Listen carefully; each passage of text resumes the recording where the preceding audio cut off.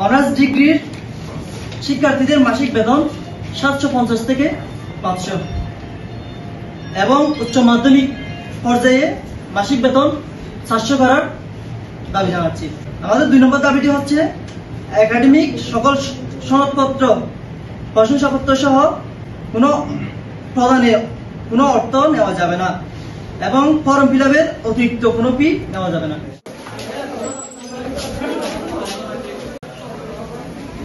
শিক্ষার্থীদের পক্ষ থেকে আমাদের অধ্যক্ষ মহোদয়কে আমরা 6টি দফা উপস্থাপন করেছি।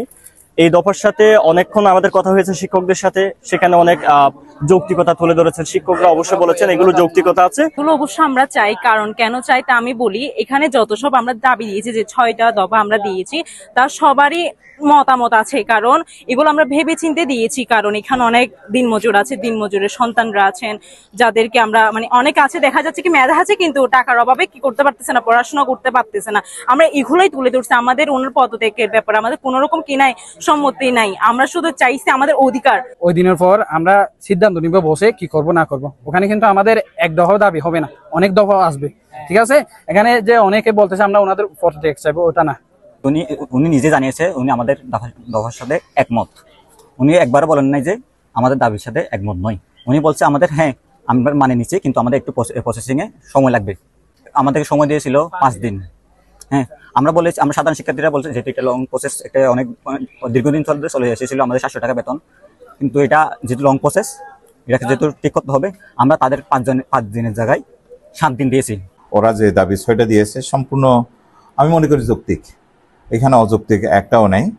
তবে একটা বিষয় হচ্ছে কি, এখানে ওরা যেটা দিয়েছে ছাত্র সংসদ দিতে হবে, এটা তো আমাদের ক্যাপাসিটির ভিতরে নাই।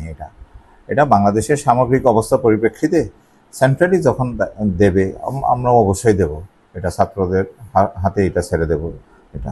আর বাকিগুলো আমরা যেগুলো যেভাবে সম্ভব সেগুলো মানার জন্য আমরা চেষ্টা করব। আমি এই ক্ষেত্রে একটা প্রতিবেদন দেওয়ার জন্য ওদের 6 দফার ভিত্তিতে একটা কমিটি করে দিয়েছি। ওনারা 5 দিনের ভিতরে আমাদেরকে রিপোর্ট দেবেন। খুব সম্ভবত আগামী শনিবারের দিকে মিটিং একটা হবে আমাদের গভর্নিং বডি, সেখানে আমরা উপস্থাপন করব। আমি কিন্তু এটা এই দাবির প্রতি একটা ইতিবাচক ফলাফল পাবো এবং স্টুডেন্টদের আশা প্রত্যাশা পূর্ণ করতে পারবো বলে আমি মনে করি, আমার বিশ্বাস আছে।